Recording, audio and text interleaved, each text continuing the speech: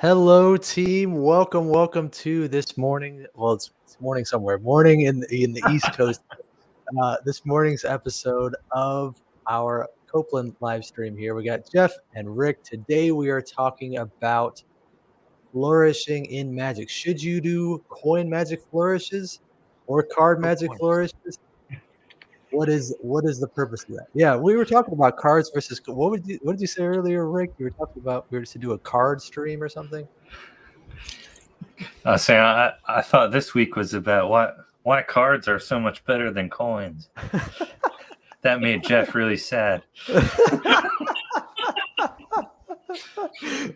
Yeah, we're not next week. We'll just hold that off for a few weeks. But no. We're talking about flourishing today. Coin flourishes. There's a lot of coin flourishes going around, and so we wanted to kind of get a little advice on that and see if we could kind of dispel some of that. So I want to ask Jeff because he's very familiar with some of the cardistry things.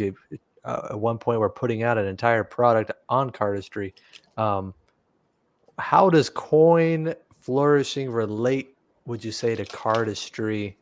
In that way. There's a civil cut. Is that what that is? Yes. I don't know the names of these things. Chris You got Kenna. a worm. You got a worm on your shirt. I got a worm. Yeah. Here, I don't know if I could use the hat and the. Okay, never mind. Repeat that question? I'm distracted. Let's hold on. We're it's Everybody been the else is like, weekend. what is Jeff doing? So how about we do this? Let me just start. So when we're talking about flourishes, I just want to make it clear for everybody at the beginning.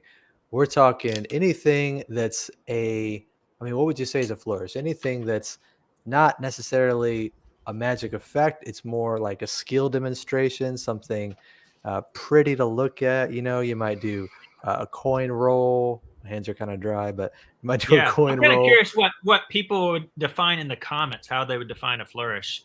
I would love to see like your definition, but I think that it's artistically something that's done to be pleasing to the eye, that's beautiful. I'm probably definitely sounding like a cardist at this point, but just the idea that you're doing something aesthetically beautiful to draw attention. It could be to distract attention. I think it could be for misdirection. It could be in the realm of magic. I know the cardists, those guys, a lot of them try to clearly distinguish themselves from magicians. We don't have a coinistry per se yet. If somebody is out there, a professional coin flourisher, and they're catching this video, we'd love to chat. By the way, I know there are a few of you guys out there. We'd love to chat for. Oh, I think we lost Jeff. Oh, hold on a second. That's okay. We'll get him back in a second. But he was talking. We'd love to chat with coinistry guys because we're always trying to connect with anybody that's got some different thoughts on magic. But I'll just fill in what Jeff was saying. I believe we're loosely defining flourishing as anything that's kind of like a skillful visual kind of demonstration rather than necessarily a magic effect. There can be magical effects with flourishes. I've seen some really cool stuff. I saw a thing recently. I don't know if you've seen this thing, Rick. Have you seen that thing where the coin spins on a cell phone, like on a surface? It's like a Greg Rostami thing where you flicks a coin and it lands on this called orbit. Orbit, yeah. That's it's so weird. It's not like necessarily a magic trick per se, but it's got this magical quality to it. It's very interesting. Yeah, it's kind of neat. I wanted to try that out, but I wasn't sure if that was part of an effect or if he was selling like that's just a flourish. Yeah, and see that's exactly what we want to kind of get at today is that these things, what we're talking about flourishes is those things where it's not quite like a magic trick and not quite an effect, but something you could use in tandem with your magic tricks, your magic right. effects. So yeah, for me, not to take away from flourishing, but it's something I haven't just sat down and put the time and effort into, but like the coin rollout, it's a nice, beautiful display of coins, and it's really not that hard to do when it's broken down in the steps. Mhm. But I think when it comes to cards, things get more like fancy looking and like acrobatic, maybe. There he is. He's back. Yeah, no, I see what you're saying. There's a lot that goes into some of those intricate moves. I think Dan and Dave Buck were kind of really starting off a lot of that card magic flourishy kind of stuff. Um, there's a lot of contributors, so I don't want to leave anybody out. But yeah, that has been seen a lot with coin magic as well recently, and so that's why we wanted to jump on here and talk about that. But I guess another really interesting question: do you guys have a favorite coin magic flourish that you've ever seen? Because I got one that comes to mind immediately. I can tell you real quick that when I was in Colombia, South America, um, this wasn't even a magician, but it was a guy on the street. It was like the coolest thing I've ever seen. This guy on the street was just standing there, and he had a coin. He was flicking the coin up in the air. It would go all the way down. And he was standing. It would go all the way down. He would kick it with his foot, and it would come all the way back up, and he would catch it in his shirt pocket. And then he would pick the coin up, flick it again. It would go down, kick it, and then catch it. And he just kept doing it. And I'm like, how is this guy doing this? I've seen some of the Italians do that.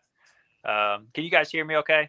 Yeah. Oh, sorry. I was having, full disclosure, I was having computer problems earlier today, and there it was again. So You're good.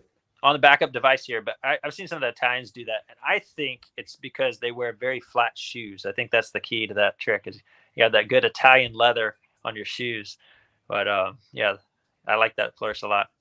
That makes sense. Some of my favorite flourishes, we'll get to maybe my number one. We can talk about something with 4 coins. But I like a lot of just like twirling type stuff that displays the coin. And I'm sorry, I'm on a backup camera now, so I'll try to get here. But just like the twirling. And if you add extra things to that. So my touches on that, I've also learned to twirl the coin this way. And so I thought this is a freebie for you guys here. This is one of my favorite go-to flourishes where you see all 4 sides. And when you get that extra, so most of the time people twirl a coin, it's with the index finger. And it's simple as this. Sorry, I was cleaning coins earlier today, so I have a lot of dirt in my fingernails. But this kind of trigger action, you put the coin there and you twirl it. But you can also grab it with your index and ring finger like that, and then twirl with the middle finger. And so if you put that together with all the axis and then rotate your hand over, you get this really wild display, and you get to show like all sides of the coin from all different angles. That's cool. It catches a lot of light, and it's really shiny and kind of a cool thing to do. So try that, and when you get it down smooth like that, you'll see it like it's really rotating in all like 8 directions.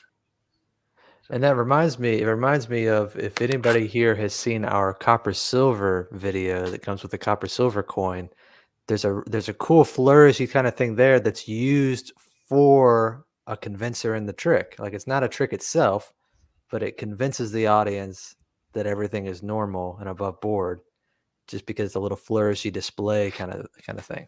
Yeah, matter of fact, if you pick up the new shell video, that flourish comes back as well because it's useful for displaying a shell. So I believe, Rick, that made the final cut and edit, right? So that. Yes. Yeah, that video should be going live really soon. Yeah. So that's cool. Do you have a favorite flourish, Rick? Yeah, Rick, what you got? I mean, just the coin roll. Yeah. That's what I use most often.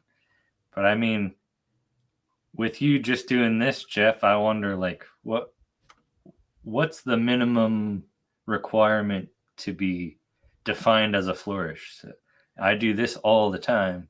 Yeah. Like before a French drop or something. I would call that a flourish. I think that's aesthetically pleasing. In certain cases, it might be used to misdirect. Like if I'm doing this with the coin right here, I'm sorry, my camera angle is reversed now from what I had on the last setup. So it's driving me crazy. If I'm doing this over here, these little fingers can be doing all kinds of things because this is gathering all the attention. So, I mean, I would say that very well should be an intentional move. And if I'm not get too far off script here, but there can become an issue with flourishes, by the way, if they become fidgets. Mm. If they become fidgets, which is kind of what flourish has become in your performance, some people, probably most people more than you would think, might pick that up on you being a nervous performer. So if you're just like fidgeting, it might be, you have this energy and you're nervous, you don't know what to do next. So I will say, like, flourishes have their place, but if you're nonstop doing it, and I apologize, I missed a couple of minutes there, what you guys have talked about, you could find that it could be distracting to your performance instead of advantageous to your performance. Well, Fred made a good point here in the comments. He said, corn flourishes should be kept to an absolute minimum during performance. Use it for working out your hands. That's Fred's opinion there. He said, Yeah. in my humble opinion, and that's a good point, Fred. Because keeping them to a minimum. What I think is really interesting, I don't know if anybody picked up on it, but both what Jeff said and what Rick said can be used, like you're saying, as a moment for the trick. So like as a moment for misdirection. So it might look like you're just nonchalantly rolling a coin down your fingers or nonchalantly spinning the coin, but really that's all planned out because you want to capture the light before you do the transfer that Rick just did, or you want to spin the coin, or you want to do the coin. People have come up with a coin rollout that becomes a false transfer. I'm sorry, a coin roll that becomes a false transfer. So those kind of things can be placed in the right, just like you're saying, in the right spots and tricks, right? Yeah. And I don't know, have y'all talked about the use of flourishes? Should you or should you not? Because I No. missed a You second. only missed I- like 15 seconds. Okay. I started to mention that generally speaking, I just haven't sat down and put the time and effort to learning different flourishes, like even the coin rollout. But to me, I was saying, when you compare coin flourishes to like cards get a lot more. He's gone. Oh gosh, am I gone again? Yeah, we can hear you though. It's Can kind you of hear me? creepy. Oh, sorry.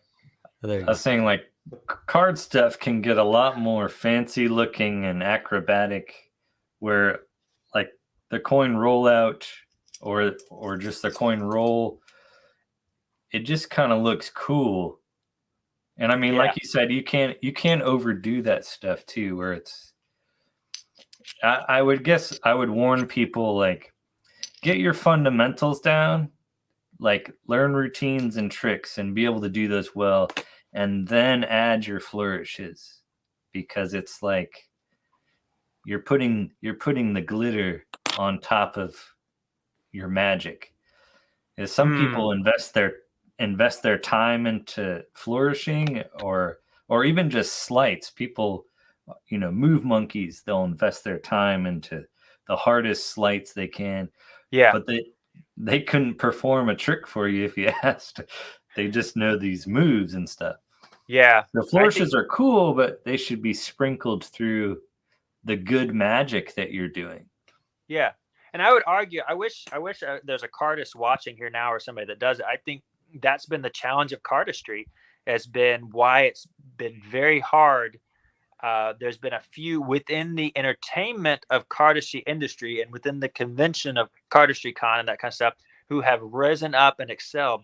But as far as monetizing, becoming like the winner of America's Got Talent, or even, I don't even know if I don't watch enough to know if there's been a cardist even make it like to the first or second round of live performance of cardistry. I know it was Anna Guzman. I know she made a Penn and Teller. I've seen some, but they did cardistry alongside magic. And Right.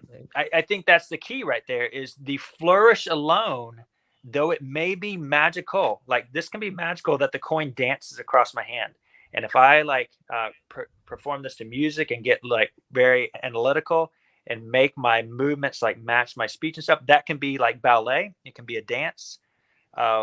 But it's hard to stand alone, like you're saying, Rick. Like, it's hard for it to, these moves alone. If you're a move monkey, that's great. If you can do like every single trick in an old Vernon book or old any old card book that's sitting here on my shelf, but you don't know how to perform it for a live audience, then it's hard to say that it becomes magic or magical, right? And because you're having a hard time, you're not creating those emotions in the spectator's hand. They can appreciate skill, but are they wowed? So I like what I hear what you're Rick saying. said, where it's like I like what Rick said, where it's like sprinklings. You know, I think about the same thing, like in mentalism. That's a concept as well as sprinklings, like the little tiny tidbits of convincers and things that make the experience even better. And you're talking flourishing being like the sprinklings. I think you said sprinklings in the coin magic. It's the glitter. The glitter, that's what it said. Yeah. So I think what would be kind of cool is if we talked really quickly about a couple practical ideas, a couple practical ways that the viewers can use flourishes, obviously in tandem with magic, because like Rick said, you want to learn the routine first that you can perform, and then add this on top. Let's go through a couple practical ways that we can use flourishing to enhance what we're doing. You want me to start? I'll do the first one real quick. Oh, go ahead. Go ahead, man. I think a flourish is a really great way to open a trick in a certain scenario. I saw Jeff doing this a lot at the booth at Magi Fest. Whenever he would do his coin from ring routine, that's a part of Blackbird DVD.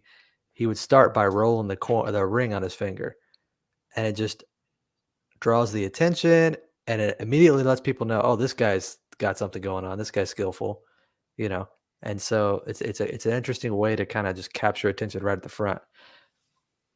Yeah, that's exactly what I was doing. Yeah, and experience told me that I could get away with that.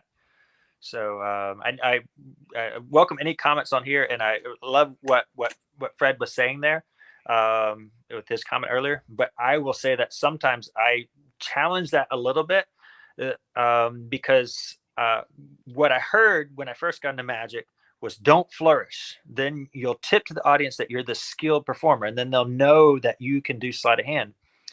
And I feel like in the year 2021, if I say I'm a magician, they already know I can perform sleight of hand. Nobody thinks I have supernatural powers. They expect to see sleight of hand magic, and if I'm good at helping them suspend their belief, then they might get to that next level of asking, well, was that supernatural or not? And that's another another live stream there to talk about that kind of stuff. But I don't mind one bit, like Captain America shows up in full costume, when he's there to save the day. Like he announces he's the superhero. I don't mind announcing very beginning of that trick, I've got skill. Because for me, they know now, okay, this guy has skill. I'm going to give him my attention. I'm going to set down my cell phone. I'm going to get the kids to watch. I'm going to stop eating. I'm going to give him my attention. Versus if I just show up and say, pick a card, or if I don't jump into something that says I have skill, and it could be an entertainment piece as far as a joke or something. You could flourish with your mouth, with your speech, with your elegance of speech. But if I don't give them a reason to watch me that says, hey, this guy can perform, then I might have already lost them. And I'll tell you, I was talking with somebody just this morning about Instagram and TikTok and stuff like that. And they said, you know what?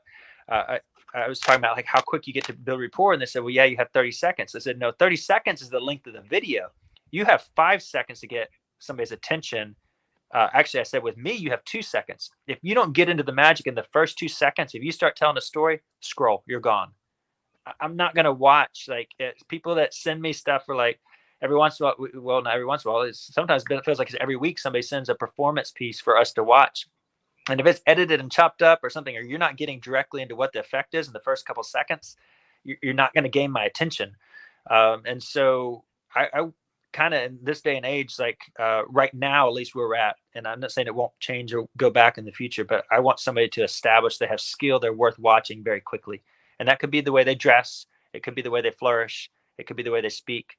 But really quickly, they need to command my attention that I know they're worth watching. So, and that sometimes is to my detriment, because I could miss a very beautiful piece of magic that starts at 1 minute and 15 seconds into the routine. But I'm probably not going to be hanging on to that unless I already know the performer is good. It reminds me a little bit of Gene Wilder in the original Charlie and the Chocolate Factory movie. Uh-huh. there's an interview where Gene Wilder, he plays Willy Wonka. If you haven't seen that movie, that's my favorite movie ever. Like, go see that movie. Yeah, mine Uh, too. Really? Yeah. Well, there's an interview where he talks about one of the very first scenes. So there's like kind of this legend of Willy Wonka and his chocolate factory, right? And nobody's ever seen Willy Wonka kind of thing. It come out and about and hang out and whatever. And so one of the first scenes where they see him, they're all standing at the gate and he's walking out slowly with a cane, slowly, and he puts his cane and it gets stuck in a hole in the cobblestone, and he continues walking, and then he has nothing to grab onto, and he slowly starts to fall forward, and he falls and he tumbles into a somersault and jumps up.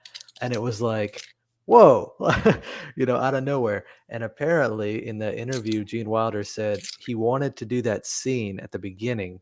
He really fought for that scene because that makes the audience think from then on, everything this guy does is unpredictable. I have no idea what's going to happen, And so he chose his character. He chose what he wanted them to feel like. And he chose to do this little flourishy thing at the beginning, right at the outset, just to kind of solidify that, Yeah. That's awesome. And I would say as well, like the camera directing was like perfect on that, where it really focused into this. He's like, is this old feeble man we'd never seen? So they really built interest with the camera aspect. So this wasn't a boring scene that you're describing. And it, by the way, Willy Wonka, in my opinion, is the world's greatest magician. So yeah, we're right on there. Number 2 is coming up this time of year, Santa Claus. Those are the 2 greatest magicians in the world. But what were you going to say, Rick? I thought you were about to say something. I was saying that this whole discussion reminds me of, like, I think it's the Royal Road to Card Magic. Like in the first chapter there, it's saying how one of the first things to be a good magician is to show mastery of your props, to look like you know how to handle a deck of cards or coins. So not necessarily showing it with a flourish, but a flourish could establish that for you. To be able to do that flourish, you have to have some bit of mastery of that prop. So like Jeff was saying, that can help establish you before you even do a routine or anything, that, oh, this guy, he's a performer. We're going to see something. Yeah. Good point. I agree with that. You made me think about completely as well. Like, what do we do with, this is kind of going back to what Caleb's saying, a guy like Danny DeArtees, who intentionally, like, I don't want to tip too much of his character, but like he's a mess with the cards. And then he comes out like Willy Wonka, but then really quickly, he shows you what Rick is talking about. He turns that fall into a flip, and he's like unbelievable. He does the impossible. I think that's kind of an interesting concept, the way that yeah, of course, yeah. And what's funny is that what we're describing is just one style of doing this, right? Because you could imagine a character where it's the opposite, where they're trying to show skill and demonstration, and the magic happens as if by accident. And the audience is even more impressed by the magic, but they're like, no, I was trying to show you this thing, and they're trying to do some fancy coin thing. And then all of a sudden the coins are, I was saying something with Gabby Pereira's.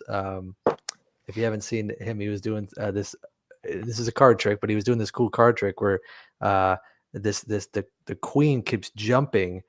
It's called the Restless Queen. It keeps jumping to places where it shouldn't be. So it's like, it should be over here. And all of a sudden it's in his hand, and he yells and throws it. And it's like, it's just, the magic is happening. So that's another way of presenting this. You got to think about what you want your audience to perceive of you, Mm-hmm.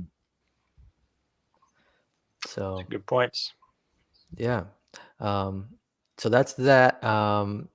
And then the other thing I want to say real quickly about flourishes is that it could be practically used as a point in a story. Like if you were telling a story, like if I told the story about that guy in Colombia that flipped the coin and kicked it, and then I just did it, like that's way better than if I just explained the story, right?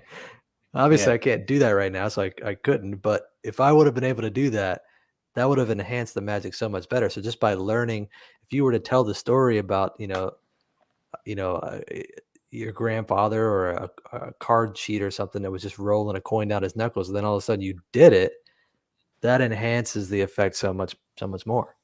Yeah. Kind of sounds like an idea we had for a launch a week or so ago.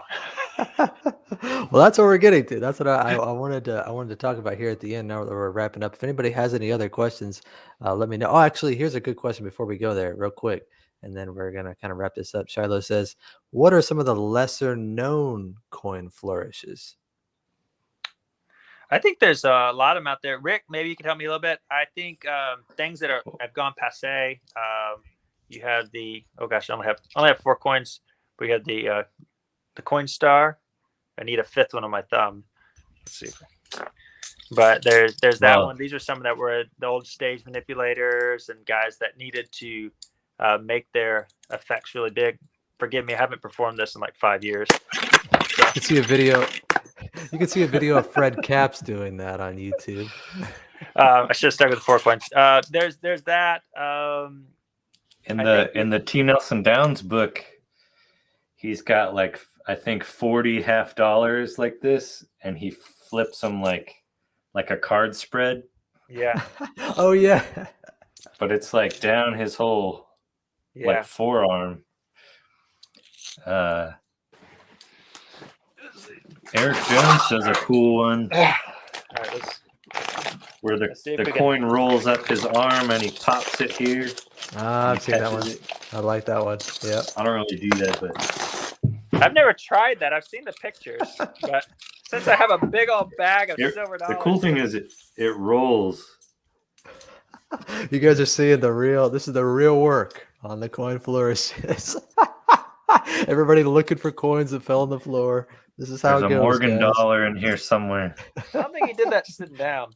Yeah. Anyway, so you just kind of you sprinkle these on. Sprinkle? And then you flip one and they all flip. And then it's beautiful on stage. It really is. I feel like we're at Chuck E. Cheese with all the tokens falling and constant noise of tokens falling. Oh my gosh. Yeah, there was lesser known flourishes. I would say that I call this one the Foxy Flourish. It's hard to do with large coins. Let's see if I can get this right there in front of the camera. I'm going to move off to the side. I learned this from a guy who described it to me about his dad who did this on a ship during World War II. I know that poker players do this. You drop the middle coin out, and then you flip and then put it right back in the center. Yep. I think I've seen guys do it with poker chips. I think it's a lot easier to do with small coins. He described it to me with quarters, so that's how I learned it. And this guy, he said his dad was a mechanic on an aircraft carrier during World War II, and this is what he did to pass the time, and he did it every day when he got home after the war. And so he described it to me, and I recreated it, and he said, yeah, that's it. That's a lesser known one. If anybody else has it, you can drop them out. Something else is this is a poker player flip as well. Like you peel the top coin, flip it over the back. Yep. I see guys do this at the poker chips more frequently. I see them do like a one-handed pharaoh with the chips. I've never actually tried that one, but you can pharaoh chips one at a time. Like one-handed. Like they'll split them like interlaced. Yeah. And then like I probably got too many here. But then dexterously you can stack them. Now again, I've never tried that one, so I unfortunately don't have more than one $50 on me right now, but if I had poker chips like Jeff was saying, I used to play with that same thing where you have 3 and then one slides out. Yeah. And then you spin it, but instead of putting it back in, I would then take the pressure and like flick it from one hand to the other and catch it in the other hand. I'd love to see that. Yeah. I always call that the Foxy Flourish. Does it have a name? I don't. I learned it from my cousins or something, so I'm not sure. The guy I learned it from, he said his dad. What I remember, his dad's name was Carol Fox, and so I call it the Foxy Flourish and honor him and then I saw a poker player. You're talking about the Carol Fox? What's that?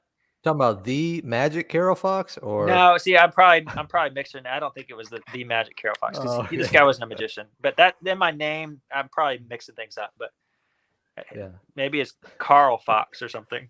Learned it from some guy named JB Bobo. I Yeah, don't know if you've ever heard of. Bobo guy. That's cool. Okay, so there's some just interesting flourishes there for you, Shiloh. Hope that helps. Yeah. But I want to wrap up this little talk here. We've had a lot of fun here. Just with sharing this new thing that we just came out with, and we released it during the Black Friday sale that we just had. Which thank you guys so much for taking advantage of that. That was a lot of fun, and I want to show you what it looks like. It is our coin rollout video, and you can see really great price point.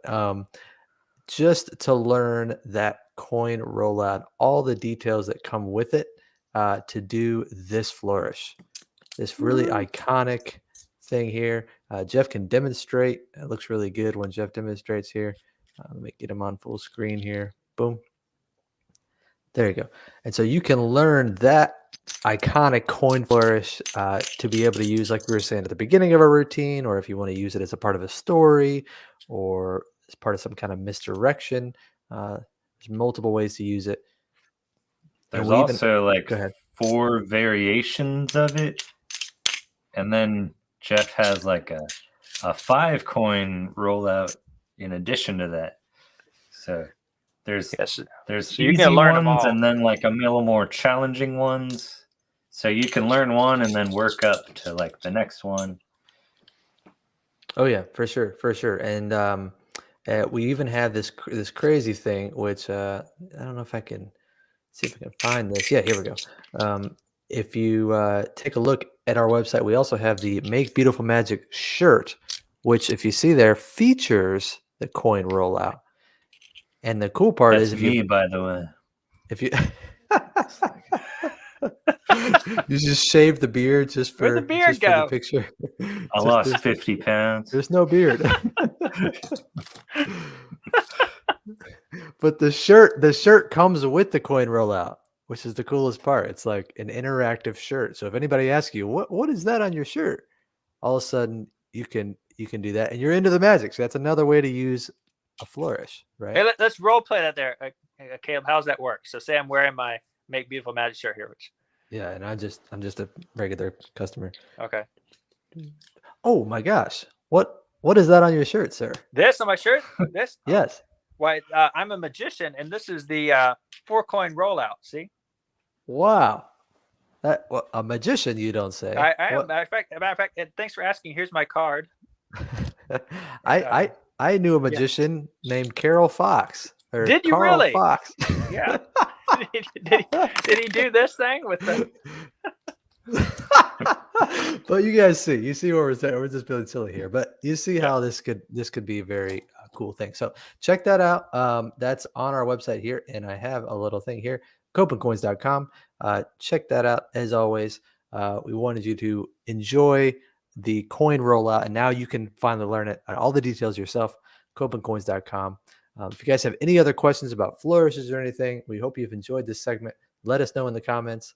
And I think that's where we wrap it up, guys. Anything else?